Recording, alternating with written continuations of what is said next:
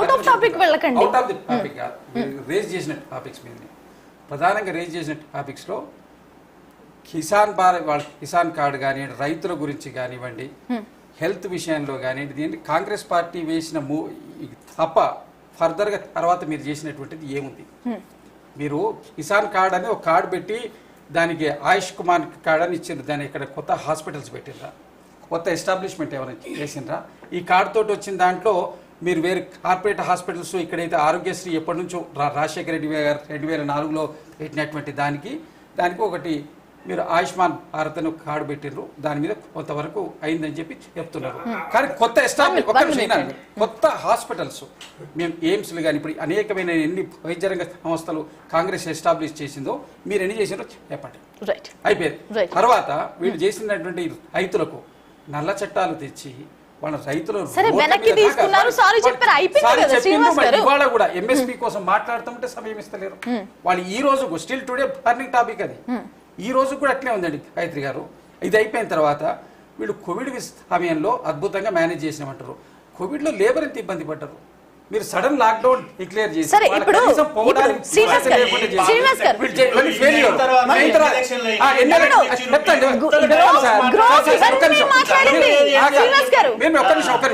రెడ్డి గారు చెప్తామండి, దాన్ని కూడా చెప్తున్నాం. కాంగ్రెస్ పార్టీ కాదండి, కేవలం మతాన్ని ముందర పెట్టుకొని మతం పేరు మీద మాత్రమే మీరు ఓట్లు తెచ్చుకున్నారు తప్ప నరేంద్ర మోడీ మానియా కాదు.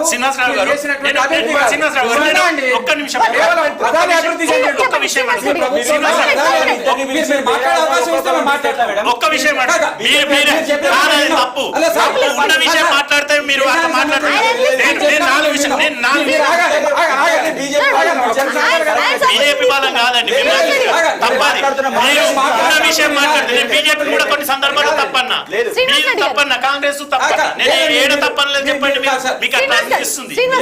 మీరు ఎనాలిసిస్ గా మీరు వన్ వే చెప్పినా మాకు అభ్యంతరం లేదు. ఒక విషయం ఏంటంటే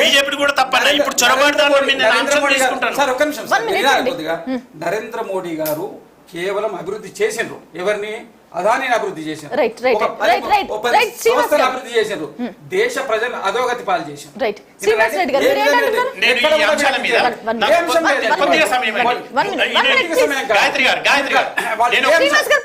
దాంట్లో చేసిన వీళ్ళు గెలిచిండ్రు అనేది ఒకటే చెప్తున్నారు. శ్రీనివాస్ రెడ్డి గారు ఎట్లా గెలిచిండ్రు?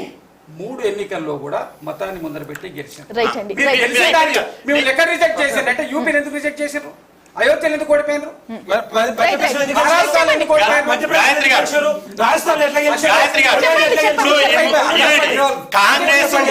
కాంగ్రెస్ బీజేపీ బీఆర్ఎస్ ఈ ముగ్గురు లేవనెత్తిన అంశాల మీద నేను మాట్లాడుతాను. కొద్దిగా సమయం ఇవ్వండి. వీళ్ళు తీసుకున్న అంశం ఎగ్జాంపుల్ చొరబాట్లకు సంబంధించి అది మన గ్రోక్ లో వచ్చిన కొన్ని సమస్యలు వాళ్ళు మాట్లాడడం వల్ల నేను బీజేపీ వాళ్ళని అడిగిన వాళ్ళ దగ్గర నుంచి నాకు ఆన్సర్ దొరికింది. అది మనకి అవుట్ ఆఫ్ టాపిక్ అయిపోయింది. అంశాల గురించి చెప్పాలి కదా. 3 పార్టీల వాళ్ళు 3 పార్టీలు చెప్పారు. నేను అనలిస్ట్ కొన్ని విషయాలు చెప్పాలి కదా. నేను ఏమంటున్నా అంటే చొరబాట్లు 100% ఆగలేదు. ఉద్యోగాలు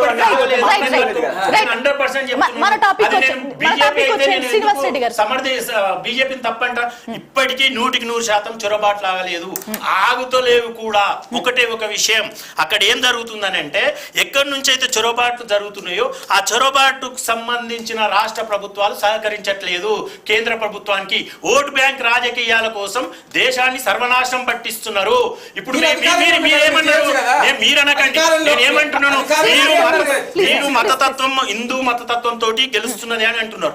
మీరు బీజేపీ హిందూ మతతత్వం తోటి గెలుస్తున్నప్పుడు మీరు ఎక్కడ నష్టం చేస్తున్నారు? ఆ బీజేపీకి మెజారిటీ ప్రజలు ఎందుకు పోతున్నారు? అది ఎందుకు గ్రహిస్తలేరు?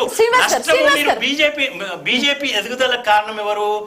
మైనారిటీలను బుజ్జగించడం వల్ల మెజారిటీ ప్రజలకు నష్టం జరుగుతుంది. కాబట్టి మెజారిటీ ప్రజలు ఆటోమేటిక్ గా బీజేపీ అయిపోతున్నారు. మీరు ఎందుకు మారట్లేదు? నేను అది క్వశ్చన్ చేస్తున్నాను. కేవలం హిందుత్వమే అంటే ఎవరు కూడా ఉపాసం ఉండి లేకపోతే ఇంత తప్పులు జరుగుతున్నా మతం మీద ఓటేసే రోజులు కావు, వెయ్యరు కూడా. చొరబాట్ల విషయంలో నేను బీజేపీ తప్పు పడుతున్నా. దానికి మత సంస్థ అనుకుంటున్నారా? ఆర్ఎస్ఎస్ అనేది తప్పు. తప్పు. ఆర్ఎస్ఎస్ అనేది మత సంస్థ కాదు, అది దేశ ప్రయోజనాల కోసం పనిచేస్తుంది. దీంట్లో ఉన్న అంతర్గతంగా ఉన్న మైనార్టీలు కానీ విదేశీ తొత్తులు కానీ ఏం మాట్లాడుతున్నాయంటే ఇదంతా సిచ్యువేషన్ ఆర్ఎస్ఎస్ వల్ల దేశం పునర్నిర్మాణం జరుగుతున్నది, దేశ ఐక్యత, ప్రజలలో ఐక్యత వస్తుందని ఓర్వలేక ఇవన్నీ విదేశీ తొత్తులు చేసే ప్రయత్నంలో భాగంగా దేశంలో నచ్చని వాళ్ళు, దేశ పద్ధతులు, దేశ ఐక్యతకు నచ్చని వాళ్ళు ఈ రకంగా ఇచ్చేస్తున్నారు. ఆర్ఎస్ఎస్ ఎప్పుడు మత సంస్థ కాదు. ఆర్ఎస్ఎస్ గనుక మత సంస్థ అయితే బీజేపీ కేంద్రంలో అధికారం నుండి ఆర్ఎస్ఎస్ గనుక చెప్పినట్టుంటే ఈ రోజు మైనారిటీ ప్రజలు మెజారిటీ ప్రజల మీద ఏ రకంగా దాడులు చేస్తున్నారు, ఎన్ని హత్యలు జరుగుతున్నాయి, ఎన్ని అత్యాచారాలు జరుగుతున్నాయి, ఎన్ని దోపిడీలు జరుగుతున్నాయి, ఎన్ని గుళ్ళు నాశనం అవుతున్నాయి, ఎన్ని దేవాలయాలను ధ్వంసం చేస్తున్నారు. అట్లా గనుక ఆర్ఎస్ఎస్ గనుక మత సంస్థ అయితే ఈ రోజు మెజారిటీ ప్రజలు ఆగలేరు, కానీ మత సంస్థ కాదు. నేను దీనికి ఒకటే ఉదాహరణ, ఇది ఓపిక అనేది ఒకటి. తర్వాత ఇంకోటి దక్షిణ భారతం, ఉత్తర భారతం అని శ్రీనివాస్ రెడ్డి గారు 2025 2047 వికసిత్ భారత్ ఒక మోటో పెట్టుకున్నారు వాళ్ళు, ఒక ఏమంటారు ఒక గోల్ లాగా. కేవలం ఇది ఆర్ఎస్ఎస్ తోనే పాసిబుల్ అవుతుందా అంటే ఏం చెప్తారు? నేను ఇంతకు ముందు చెప్పినమ్మా, ఆర్ఎస్ఎస్ కు సంబంధం ఉండదు, పాలిటిక్స్ తోటి సంబంధం ఉండదు. RSS different, political party different. నేను ఇంతకు ముందే బీజేపీలో ఎవరు ఏ హోదాలో ఉండాలి, ఎవరు ఏ రాష్ట్రంలో సీఎం ఉండాలనేది డిసైడ్ చేసేది ఆర్ఎస్ఎస్ కాదంటారు. రైట్ అండి, రైట్. గౌతమ్ ప్రసాద్ గారు, ఇప్పుడు సంజయ్ రావుత్ శివసేన ఎంపీ వీళ్ళంతా మాట్లాడింది ఏంటంటే ఇది మోదీకి లాస్ట్, ఇంకా ఆయన ప్రధాని కాబోరు. దేవేంద్ర ఫడ్నవీస్ లాంటి వాళ్ళు మాట్లాడింది ఏంటంటే 2029లో కూడా ఆయనే ప్రధాని అవుతారు అని. సో ఈ కామెంట్స్ గురించి ఏం మాట్లాడతారు సార్? మాట్లాడతారు కానీ ప్లీజ్ అండి, ప్లీజ్ డోంట్ ఓవర్లాప్. కూడా కంప్లీట్ గా బీజేపీలో ఒక రెండు వర్గాలు ఏర్పడిపోయినాయి. ఆ ఏర్పడిపోయిన దాంట్లో ఫడ్నవీసు, అదేవిధంగా గడ్కరీ గారు, అదేవిధంగా ఉత్తరప్రదేశ్ సీఎం ఆదిత్యనాథ్ గారు, వీళ్ళందరూ ఒకవైపు, అదేవిధంగా మిగతా బ్యాచ్ అంతా ఒకవైపు. ఈరోజు సెంట్రల్ గవర్నమెంట్ లో ఉన్న దానికి ఆర్ఎస్ఎస్ మద్దతు లేదు. ఏది? మోదీ టీంకి. ఎవరి టీంకి ఉంది? ఆదిత్యనాథ్ టీంకి, గడ్కరీ టీంకి, ఫడ్నవీస్ టీంకి ఉంది. కాబట్టి దీంట్లో అనేక రకాల సమస్యలు వస్తా ఉన్నాయి. రేపు రాబోయే రోజుల్లో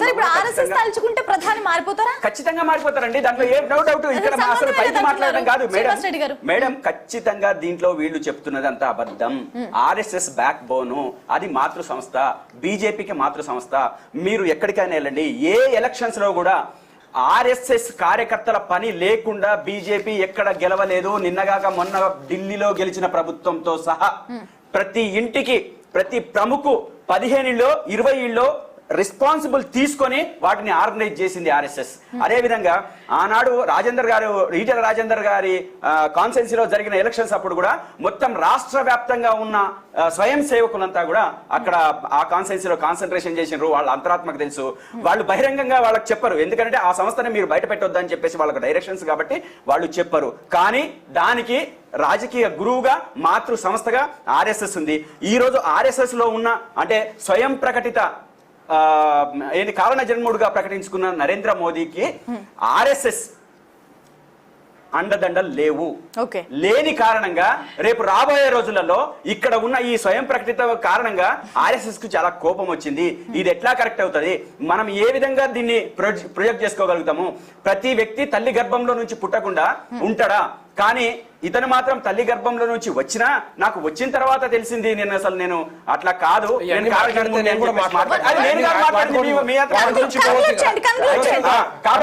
అంటే ఈ విషయాలన్నింటినీ ఆర్ఎస్ఎస్ చాలా సీరియస్ గా తీసుకుంది.